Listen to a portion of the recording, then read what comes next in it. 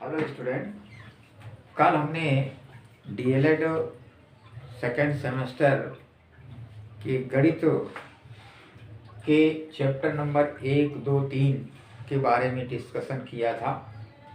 आज हम chapter number 4 यानी हमने इसको सेकेंड यूनिट का नाम दिया है। सेकेंड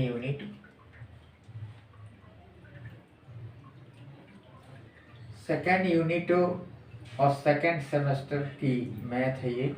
सेकेंड सेमेस्टर तो इसका जो पहला चैप्टर है पूर्ण संख्याओं पर संक्रियाएं।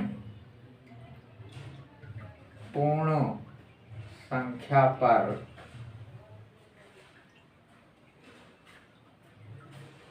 संक्रियाएं।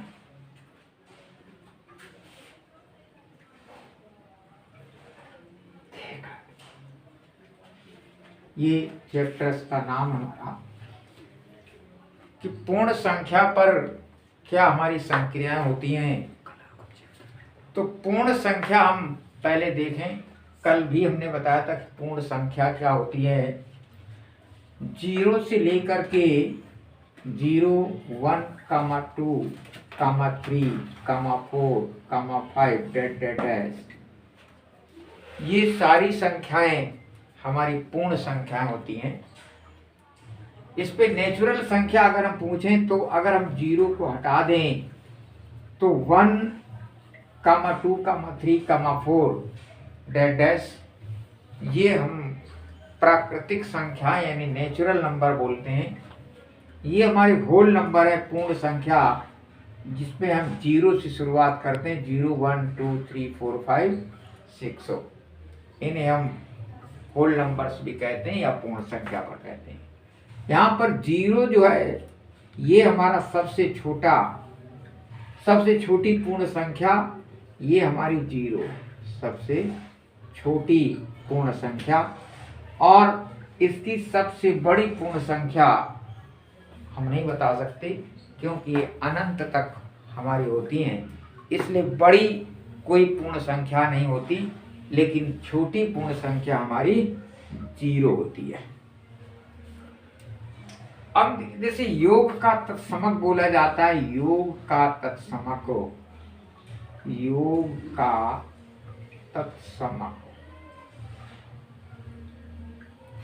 तो 0 को हम योग का तत्समक भी बोलते हैं, क्योंकि अगर हम 0 को किसी भी संख्या में अगर हम जोड़ते हैं, मान लो हमने 2 में 0 जोड़ा तो 2 आ जाएगा।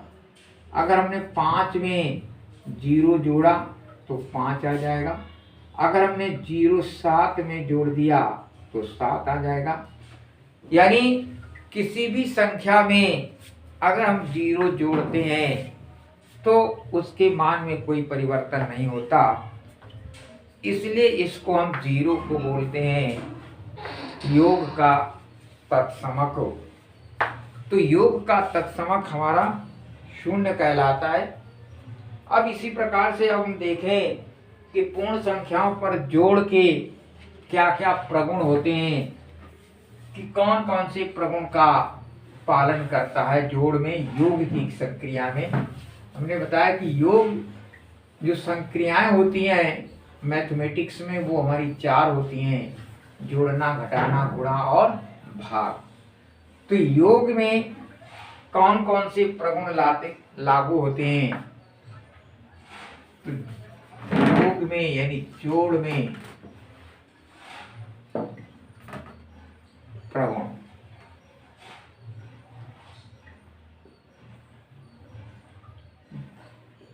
तो पहला इस पे प्रगुण होता है संवरक नियम, क्लोजर प्रॉपर्टी।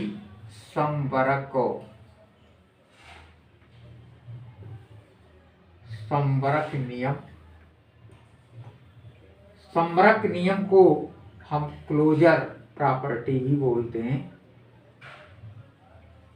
क्लोजर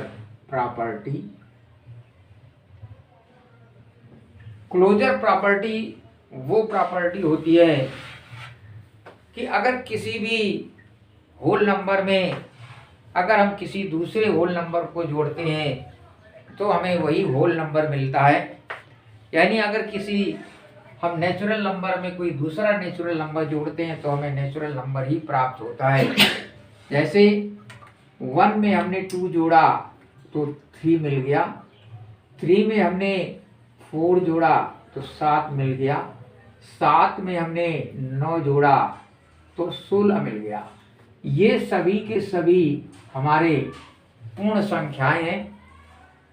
तो अगर ये पूर्ण संख्याएं प्राप्त होती हैं, दो संख्याओं को जोड़ने पर हमें पुनः पूर्ण संख्या प्राप्त होती है, तो हम कहते हैं कि समवर्ग गुण इस पे लागू होता है, यानी क्लोजर प्रॉपर्टी लागू होती है। इसी तरीके से योग में क्रम विनिमय नियम भी लागू होता है। क्रम विनिमय नियम, दूसरा नियम है क्रम विनिमय नियम। क्रम विनिमय नियम, क्रम विनिमय नियम का मतलब है commutative law. Commutative law, commutative law यानी क्रम विनिमय। अगर किन्हीं दो पूर्ण संख्याओं को हम जोड़ें और उनका क्रम बदल करके पुनः जोड़ें तो हम देखते हैं कि उनके जोड़ में कोई अंतर प्राप्त नहीं होता। जैसे 2 + 5 = 7 होता है। इसी तरीके से हम 5 + 2 भी हमारा 7 के बराबर होता है। हमने इधर 2 + 5 पहले 2 बाद में 5 लिया, इधर हमने क्रम बदल दिया, 5 को पहले ले लिया और 2 को बाद में, लेकिन दोनों तरफ से योग हमारा कितना आ रहा है? 7 आ रहा है। तो क्रम विनिमय नियम भी इस पे पालन हो रहा है। जैसे 4 + 5 = 9, फिर हम इसको 5 + 4 अगर कहें तो भी 9 आ जाएगा। इस पे भी क्रम विनिमय नियम का पालन हो रहा है। अगर हम 10 + 20 करते हैं = 30, या 20 + 10 करते हैं तो भी हमारा 30 ही आता है। यानी हम कह सकते हैं कि योग में, पूर्ण संख्याओं के योग में क्रम विनिमय लागू होता है। तो इस प्रकार से समवर्ग नियम, क्रम विनिमय नियम, इसी तरीके से अन्य नियम भी हमारे जो है इसके प्रगुण है।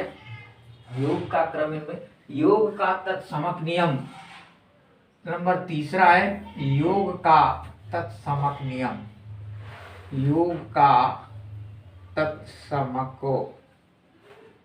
नियम, योग का तत्समक नियम है, अगर किसी पूर्ण संख्या में हम 0 को जोड़ें, यानी 2 + 0 = 2, 5 + 0 = 5, 7 + 0 = 7, तो संख्या के मान में कोई परिवर्तन ना होना ही कहलाता है योग का तत्समक नियम। यहाँ पर योग का तत्समक है 0। इस 0 को हम योग का तत्समक नियम कहेंगे। इसी प्रकार से फिर हमारा योग का सहचर्य नियम, योग का सहचर्य नियम, योग का सहचर्य नियम, सहचर्य नियम, सहचर्य नियम होता है अगर कोई 3 राशियां A, B, C हैं तो A + B + C बराबर होता है A + B + C। इस नियम को योग का हम सहचर्य नियम बोलते हैं।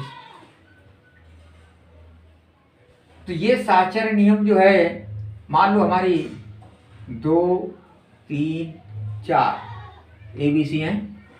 अगर हमने A के स्थान पर 2 प्लस B के स्थान पर 3, C के स्थान पर 4 रखा, इधर अगर हम करते हैं 2 प्लस 3 और प्लस 4।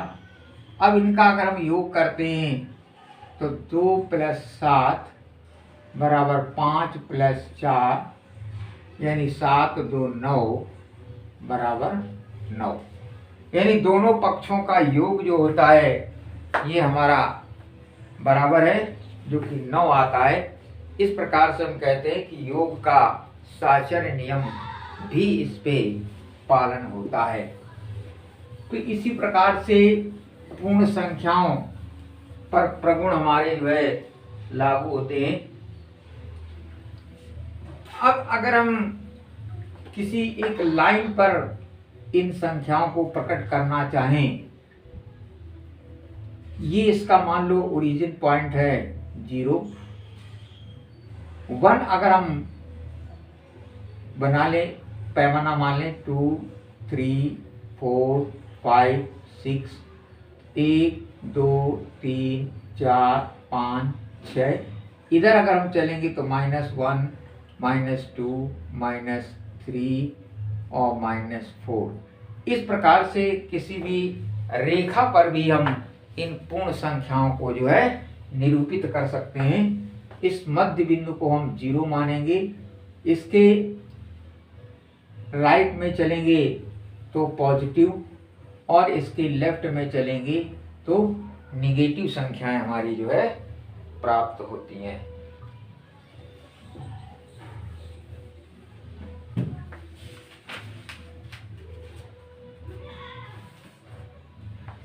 अब इनके घटाने पर प्रगुण क्या क्या लगता है। संक्रिया है घटाना, तो घटाना पर प्रगुण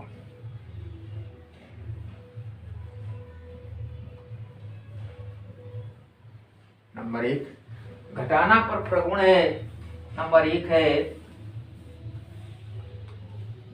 संवरक प्रगुण। संवरक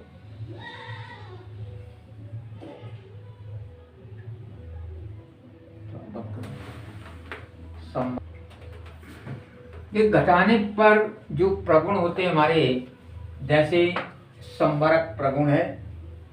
संवरक प्रगुण में क्या होता है कि अगर दो राशियां हम ऑपरेशन करते हैं और वही हमें प्राप्त होता है, अगर पूर्ण संख्या है तो पूर्ण संख्या प्राप्त होती है, नेचुरल नंबर है तो नेचुरल नंबर प्राप्त होती है, तो संवरक प्रगुण लागू होता है। लेकिन यहाँ पर घटाने पर अगर हम दो संख्याएं लेते हैं, मानो 2 - 1 बराबर 1, इस पे तो हमारा संवरक प्रगुण लागू हो रहा है। लेकिन अगर हम 1 - 2 कर देते हैं तो -1 प्राप्त होता है। ये -1 हमारी पूर्ण संख्या नहीं है, इसलिए संवरक प्रगुण इस पे लागू नहीं होता है, क्योंकि a - b is not equal to b - a, ये बराबर नहीं हो सकता है। इसी तरीके से जो तत्समक है कि 0 - a is not equal to a - 0, इसका मतलब घटाने में तत्समक भी नहीं है। इसी तरीके से क्रम विनिमय नियम भी नहीं है, ये क्रम विनिमय नियम भी नहीं है। जरूर नहीं कि a - b से जो हमारा प्राप्त हो वो ही हमारा b - a से भी प्राप्त हो। इसी तरह साचर नियम a - b - c is not equal to a - b - c। इसका मतलब है कि घटाने पर ना तो संवरक गुण लागू होता है, ना ही क्रम विनिमय नियम लागू होता है, ना ही उसका तत्समक है 0, और ना ही उसमें साचर नियम लागू होता है। तो पूर्ण संख्या में ये सारे के सारे प्रगुण घटाने पर लागू नहीं होते हैं। अब हम देखते हैं गुणा में क्या ये लागू होते हैं कि नहीं लागू होते हैं। गुणा की जो संक्रिया है हमारी,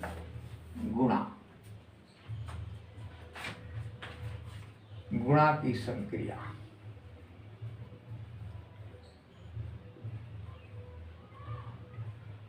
तो पहला प्रगुण है संवरक।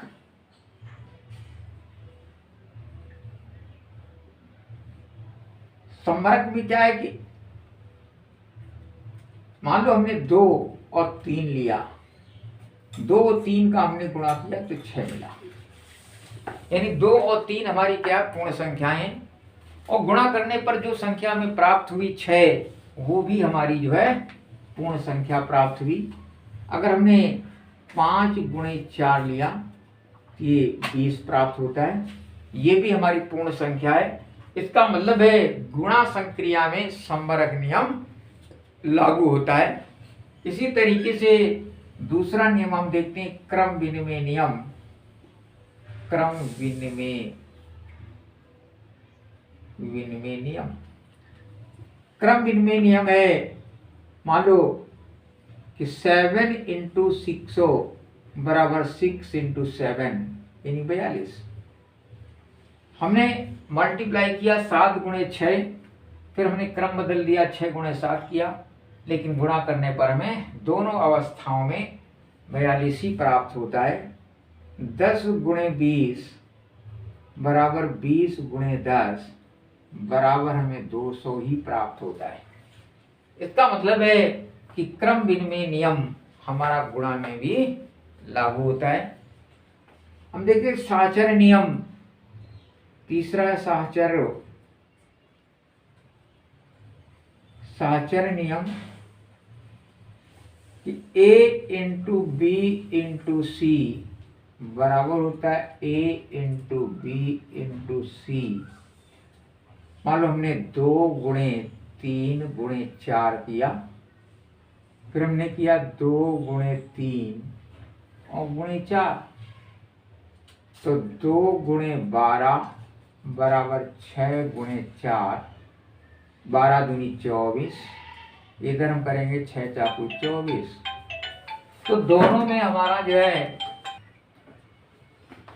तो साहचर्य नियम है कि A गुणे B गुणे C बराबर A गुणे B गुणे C, यानी 2 गुणे 3 गुणे 4, फिर हमने किया 2 गुणे 3 गुणे 4, 2 गुणे 12 हो गया, ये 6 गुणे 4, 12 दूनी 24, यहाँ भी 6 चाकू 24 आ जाएगा। इसका मतलब है कि साहचर्य नियम भी पालन करता है, यानी गुणा में हमारा क्रम विनिमय नियम, संवर्ग नियम और साहचर्य नियम, तीनों ही ये नियम हमारे जो है पालन करते हैं। अब देखेंगे गुणा का तत्समक अवयव क्या है। गुणन का तत्समक अवयव,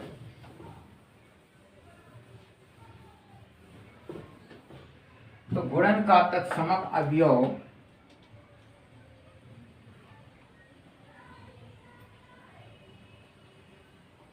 गुणन का तत्समक अवयव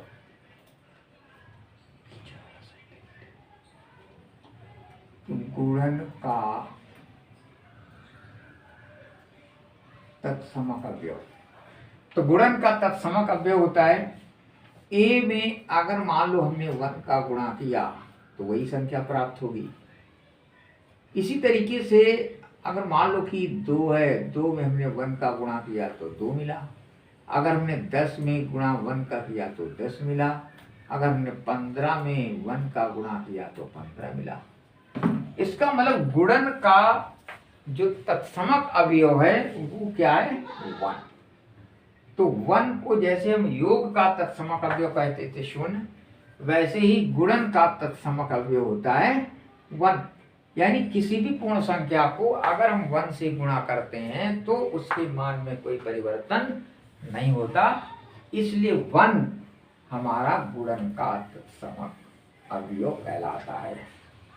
देखते हैं गुणन संक्रिया पर योग पर वितरण का नियम।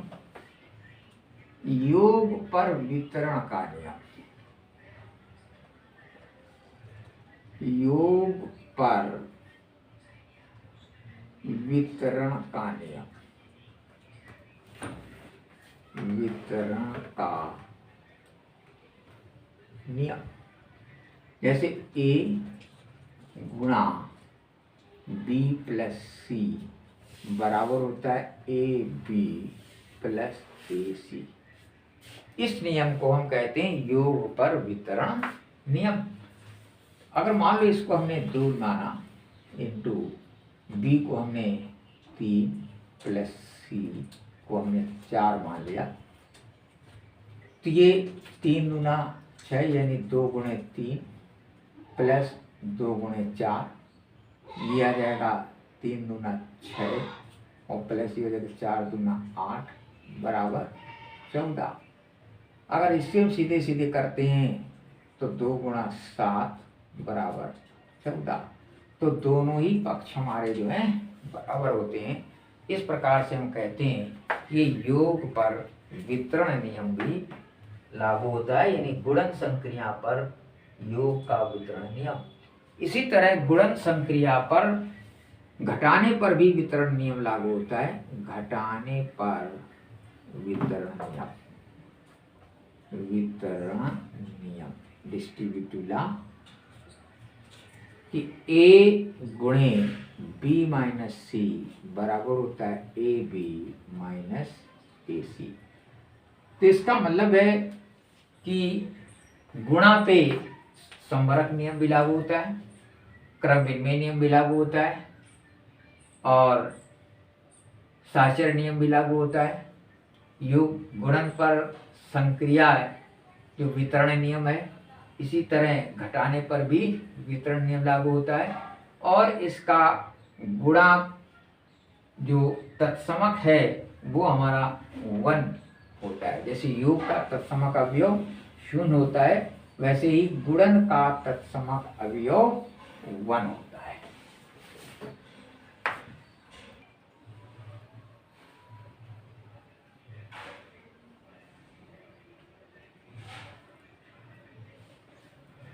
तो भाग संक्रिया पर अब हम देखेंगे कौन कौन से प्रगुण हमारे लागू होते हैं और कौन से प्रगुण नहीं लागू होते हैं। तो पूर्ण संख्या की भाग की संक्रिया पर पहला हम देखते हैं संवरक।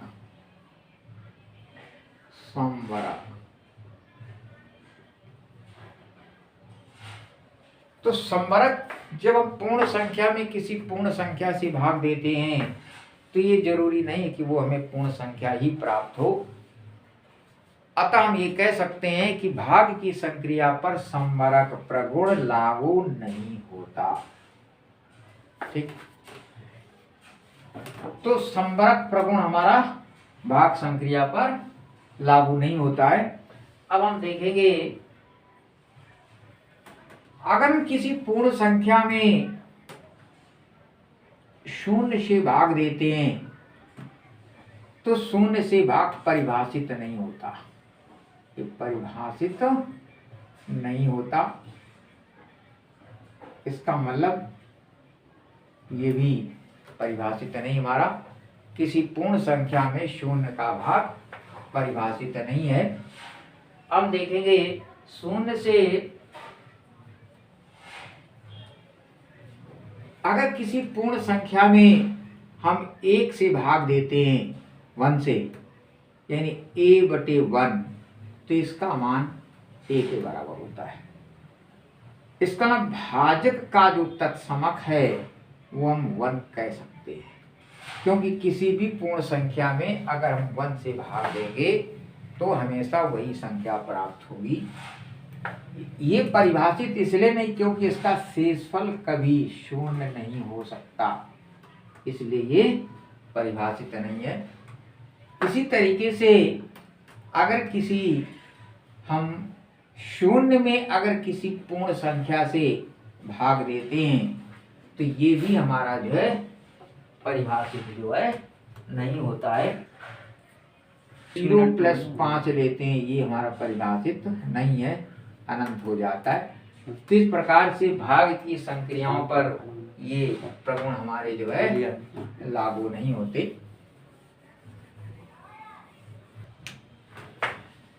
अगला हमारा जो चैप्टर है उस पे पूर्णांक तथा परिमेय संख्याओं पर गणितीय संक्रियाएं क्या क्या होंगी और इन पे कौन कौन से प्रगुण हमारे लागू होते हैं, ये हमें बताना है।